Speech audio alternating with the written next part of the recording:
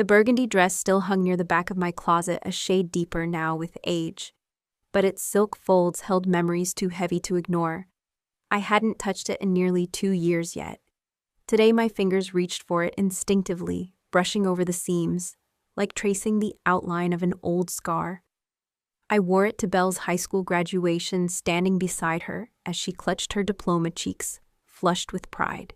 She'd whispered that day, "You look like a queen, Mom."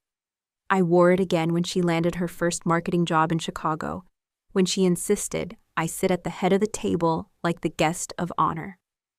And once more, the night she was promoted to team lead, she clinked her wine glass against mine and said, "I wouldn't be here without you." I slipped it on again, now smoothing the fabric over my hips, with hands that remembered her as a child, feet pressed against my lap, asking if she could be an astronaut and a fashion designer. 3 weeks had passed since our last conversation, if you could call it that, a confrontation really. Belle had wanted me to contribute $70,000 toward what she called a dream wedding, a beachfront venue in Santa Barbara. Flown in florals and imported tile backsplash for the venue bathroom that, according to her Pinterest board, photographed like heaven. I'd offered $15,000, enough to host something elegant, intimate. She'd stared at me with the same expression she once reserved for rusted thrift store jewelry. I tried to gift her as a child. Disappointment barely veiled by politeness. "You're sitting on money you don't even need," she'd said, voice clipped controlled. And I'm the selfish one. She ended the call before I could respond. Now I stood alone in front of my full-length mirror, the burgundy dress falling into place like it had been waiting. The silence between us had stretched so long it began to feel like its own kind of message. But then yesterday the call came. Her voice was lighter than I remembered. "I've been thinking, Mom, maybe we both said things we didn't mean. Can we talk over dinner?" She suggested Bellagio's on River Street, the same restaurant her father had taken me to for our 25th anniversary. I said yes, 3 weeks before the dinner invitation. Belle stood in my kitchen with a glossy binder in her hands and a tone I hadn't heard since she was 16, and wanted a used BMW instead of the rusted Toyota her father found on Craigslist. The kitchen smelled faintly of cinnamon from the tea I'd brewed that morning, but the tension in the air flattened everything. $70,000, she said, laying the binder open on the counter like a real estate pitch. "It covers the venue, the planner, travel expenses, photographer, custom floral arches, and the first deposit on the honeymoon package." Her voice was bright, rehearsed, almost businesslike. I stood across from her, still in my slippers, blinking at the column of numbers that didn't feel like they belonged to a wedding but a startup launch. "I see," I said. I kept my voice even. "It's beautiful, Belle.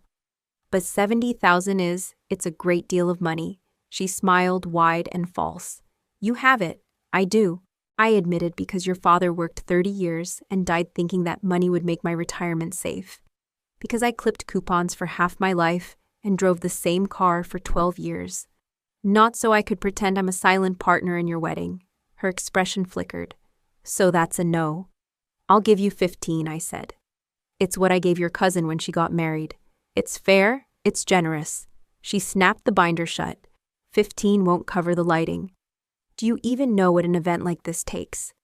You think I'm being excessive, but this isn't just a party. This is our future." I looked at her, really looked at her, and realized she meant it. That this wedding, this image, this show, had become the currency she'd traded love and sense and stability for. And I didn't recognize the girl in front of me anymore. "I think your future is going to need more than imported orchids and a drone videographer." She crossed her arms. "You're selfish." The word struck me harder than I let her see. I'd been called tired, strict, too cautious, too practical, but never selfish. I was the woman who packed her lunch to afford braces, who took overtime shifts instead of vacations, who made every Halloween costume by hand when we couldn't afford store-bought sparkle. "I'm not giving you $70,000, Belle," I said gently, but without apology. She didn't speak. She walked out. No hug, no thank you. "No, I'll think about it." She blocked my number 2 hours later. I found out when I tried to send her a recipe she once loved, and the text bounced back undelivered. I didn't hear from her again until the phone rang yesterday. Her name glowing on the screen pulled something taut inside me. I answered, unsure of what to expect. She wanted dinner, said she'd been thinking that we should talk. She even picked the restaurant Bellagios. The call came just after 10:00 in the morning. I was in the garden trimming back the last of the rose bushes before the weather shifted when the phone vibrated in my pocket. Her name lit the screen like a flare. I answered with more caution than grace. "Hi, Mom," Belle said, her voice softer than I expected. There was a hesitation on the other end, like she was choosing her next words carefully. "I've been thinking about what you said about everything, really. Maybe we were both a little reactive." I didn't speak right away. I let her keep talking. "Landon and I talked and I miss you. I don't want us to stay like this. I thought maybe we could get dinner, just talk. Nothing heavy."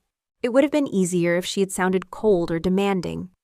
But this version of her, the one who once left sticky notes in my purse that said, "You're the best mom ever," was harder to resist. "Dinner," I repeated. "That sounds unexpected." "I thought Bellagio's," she added. "You always liked it there, right? It feels safe." Safe. That was the word she used. And maybe I wanted to believe her. Maybe part of me missed her too. Not the woman with numbers in a binder, but the daughter who used to sit on the counter and ask for frosting before dinner. Bellagio's was where Harold and I had celebrated our 25th anniversary. White tablecloths, soft jazz, and a quiet little booth where he'd held my hand the entire meal without saying much at all. It had felt like a sanctuary then, like the world had narrowed to just us. I hesitated for another beat, then agreed. She sounded pleased, said she'd make a reservation. 6:30 tomorrow night. After we hung up, I sat back on the porch step and watched the breeze move through the garden. Something in me stirred, cautious but not cold. Maybe she had changed. Maybe motherhood was softening her edges already. I told myself it was a start, but deep down, I wondered if it was something else entirely. I pressed the dress and laid it across my bed. Bellagio's hadn't changed. The brick facade still glowed warm in the early evening light. The same ivy tracing up the windows. The same soft hum of conversation inside. For a moment, I let myself believe this would be like it used to be. Clinking glasses shared laughter, something tender between us. I checked in with the hostess and followed her past candlelit tables until I spotted Belle already seated. She looked beautiful, radiant even. Pregnancy had softened her face in the way it softens women who carry both life and ambition. Her dress was crisp, high-end. She stood to hug me, and for a brief second, the familiar perfume on her collarbone made my throat tighten. "You look lovely, Mom," she said. "Thank you for coming." I nodded too, aware of the slight tremor in her hands as we sat. "I'm glad you called. Landon's on his way." "He just wrapped up a meeting," she said lightly, as if we hadn't gone 3 weeks without speaking. Within minutes, Landon arrived, and he wasn't alone. 3 men followed behind him in tailored suits, each holding a briefcase. The energy shifted like a current beneath the table. "Celeste," Landon said, smiling with the ease of someone used to disarming a room. "Thanks for coming. These are some colleagues of mine. We wanted to go over a few things with you." My pulse picked up slow but steady. Colleagues Belle kept her eyes on the linen napkin in her lap. "They just have some paperwork we thought you might want to see." One of the men, silver-haired and smooth-voiced, leaned forward. "Mrs. Marlowe, I'm Stephen Clean, estate attorney. What we're proposing is a simple power of attorney transfer.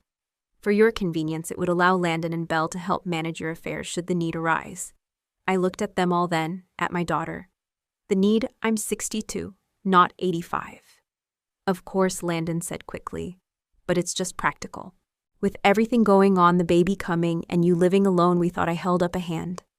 So this dinner wasn't about reconnecting. It was about control. Belle finally looked up.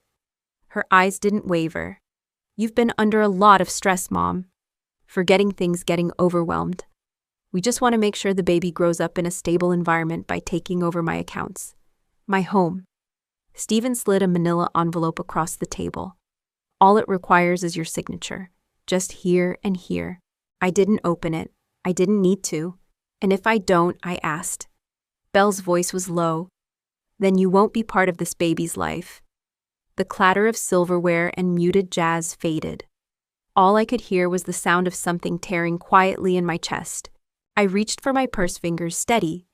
I excused myself without raising my voice, folding my napkin neatly beside the untouched glass of Pinot Noir. Belle didn't stop me. Landon gave a small nod, as if I were excusing myself to powder my nose, rather than stepping away from the edge of a cliff they'd constructed beneath me. In the quiet hallway near the restrooms, I pulled out my phone and dialed Elias. He answered on the second ring. Breath slightly clipped, probably mid-shift. "Mom, everything okay?" "No," I said, "but it will be. Can you come to Bellagio's now?" He didn't ask for details. He just said, "I'm on my way." I hung up and scrolled to the next number. Diane Krall. We hadn't spoken in weeks, but she told me once off the record in the way old friends sometimes offer protection without making a promise that if Belle tried anything that smelled like coercion, I should call. She answered with the same dry authority I remembered. "Celeste, I think tonight's the night. Are you safe for now? I'm on my way. Stay seated, say little, touch nothing." I thanked her and ended the call. Back at the table, I slid into my chair as if nothing had shifted, as if I hadn't just set two things in motion that would change the entire conversation. Landon raised his glass. "Everything all right, just needed some air," I said. Stephen nudged the envelope again. "Whenever you're ready." I looked down at it and smiled softly, like someone remembering a line from a play they once saw in a theater that no longer stands. "I'm not quite ready yet," I said, folding my hands on the table. "But someone else might be." Belle glanced at me confused. Landon frowned. I kept my eyes steady, my voice level, my heart quiet beneath the surface. Whatever storm they'd prepared for, I wasn't going to give it to them. I was waiting for the weather to change. It didn't take long, 17 minutes, maybe 18, just enough time for Landon to cycle through his patient smile twice, and for Belle to begin tapping her manicured nails against the base of her water glass. I sat silent, calm, hands folded, like I was waiting on bread service instead of reinforcements. Elias appeared first, still in his hospital scrubs, his ID badge clipped to his chest, and his hair slightly askew from what must have been a fast drive. He moved through the dining room like he'd been here 100 times, scanning faces until his eyes found mine. "Mom," he said, "got your message." I stood briefly to greet him. "Thank you for coming." He looked at Belle. "Hey, Bree." She blinked. "You're working tonight." "Not anymore," he said, his voice clipped. "What's going on, Landon?" To his credit, tried to smooth the air. "Alias, nice to see you. We were just discussing some estate matters with your mother." Elias picked up the envelope without asking and flipped through the pages. His movements were quick, exacting, and when he set the documents down, his expression had changed. "Power of attorney?" he asked, his voice low. "Just a precaution," Belle offered. "For her benefit," Landon added, smiling. Elias didn't answer. He looked at me, jaw tense, then glanced toward the entrance. Diane Krall arrived like thunder without sound. Petite, silver-haired, in a blazer that fit like armor and a briefcase she'd had longer than Belle had been alive. She came straight to our table without hesitation. "Evening," she said, placing the briefcase on the table. I believe I was invited. Landon's smile faltered. Stephen Clean stood but said nothing. "This is a private dinner," Belle said tightly. "No," I corrected gently. "This is a negotiation, and I don't do those without representation." Diane opened her case, pulled out a folder with my name embossed across the tab, and placed it beside their manila envelope. Elias leaned back in his chair, arms crossed, eyes on Belle. "Now, you brought a lawyer," she asked me, disbelief creeping into her voice. I looked at her carefully. "You brought 3. Diane opened her folder with the precision of someone who dismantled empires over lunch. She slid out a packet of crisp documents and laid them flat on the table between the untouched wine glasses and untouched intentions. As of 2 weeks ago, she said clearly, Mrs. Marlowe's estate, including her home financial accounts and remaining life insurance assets, have been secured in an irrevocable trust. Stephen Clean shifted slightly in his seat. The younger man beside him, barely out of law school, judging by his posture, leaned forward like he was seeing a ghost. Irrevocable Landon asked the word landing slower than his understanding. That's correct, Diane said. With Elias named as trustee until Mrs. Marlowe's passing and all decisions made at her discretion while she remains of sound mind, which for the record is not in dispute. Belle's mouth opened, but nothing came out. Landon's jaw tightened. Furthermore, Diane continued, pulling out a second folder. We've gathered documentation regarding attempts to question Mrs. Marlowe's mental competency, including a visit to her primary care physician from someone posing as a concerned neighbor, inquiries into her financial accounts made by associates connected to Mr. Hart, and this part was particularly audacious. A private investigator canvassing her street. Landon tried to speak, but Diane didn't stop. You may want to advise your client, Mr. Clean. That coercion of an elder with the intent to gain financial control is not just unethical, it's criminal. I didn't need to say a word. The way Landon's color drained, the way Belle looked anywhere but at me, it was enough. Elias looked down at the trust paperwork, then at me, and gave the faintest nod. We were no longer on the defensive. The floor had shifted. I believe this ends any discussion of power of attorney, Diane said, sliding the papers back into her folder. No, I said quietly. This begins something else entirely. The silence at the table had shifted. No longer tense or anticipatory, it had weight now. The kind that settles in after something irreversible has been spoken aloud. I turned to Belle. Her face was pale. Her lips parted just slightly, as though she was still waiting for a script she hadn't memorized to save her. If you want to talk, I said quietly.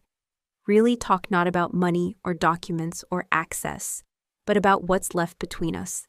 You know how to find me. But you come alone. No papers, no agendas. She didn't respond, just blinked slowly, like something was recalibrating behind her eyes. Then I turned to Landon. You stay away from my family. Stay away from my son.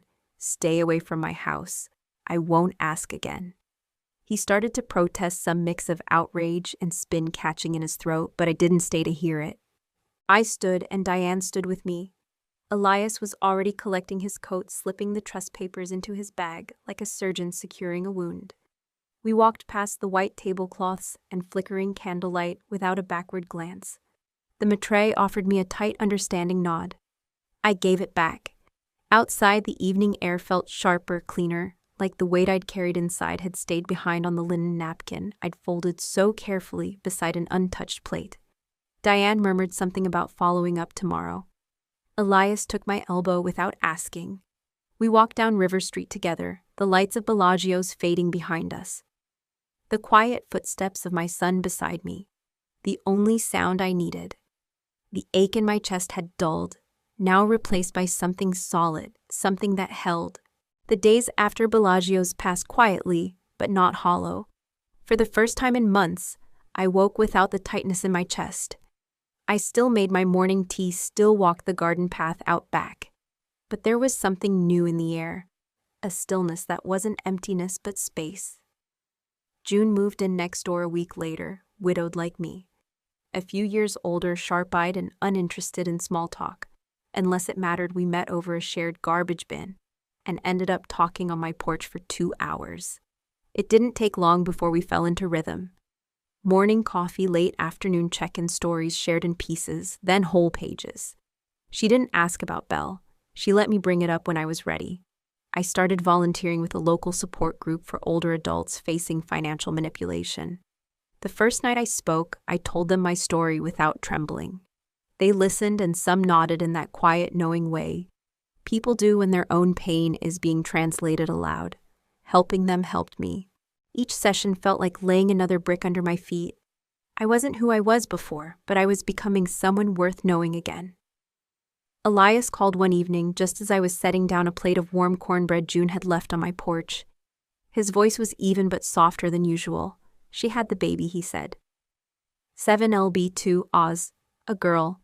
They named her Elena, my mother's name. He hesitated before continuing. Belle asked me to tell you she'd like you to visit. Said visiting hours are open. She made it sound casual, but you know what she's really saying. I did. I heard it beneath every word. That night I sat at the kitchen table and wrote a letter in careful, steady script. I told Belle I was willing to meet Elena, that I wanted to know my granddaughter, but I would do so on clear terms. Any visit would take place with Elias present, and the moment finances or the past entered the conversation, I would leave. I sealed the envelope, addressed it in my neatest handwriting, and walked it to the mailbox before I could second-guess a single word. I loved the idea of that baby, I already did. But I had learned that love without boundaries is not a gift. It's a gateway. I joined the senior legal aid group full-time by spring. Diane asked me to speak at workshops, and I did each time with more strength in my voice, less weight in my chest. I listened to others the way I once longed to be heard. And it changed something in me, not just how I saw myself, but how I carried what had happened. June came to every public talk I gave. She always sat near the back, arms crossed, nodding when I hit the parts that mattered most. At home, I kept busy with purpose, not just routine. Volunteering, mentoring, gardening, without needing silence to soothe me. My peace wasn't fragile anymore. It held. One afternoon while organizing my closet, I passed the burgundy dress. I didn't reach for it, didn't pause. I simply moved on past it toward a lighter blouse that felt like now, not then. I no longer wore memories to prove my worth to someone else. I dressed to meet myself where I was stronger, steadier, and still standing. Some women survive betrayal, some rise through it, but the most dangerous are the ones who learn to build after they have been broken.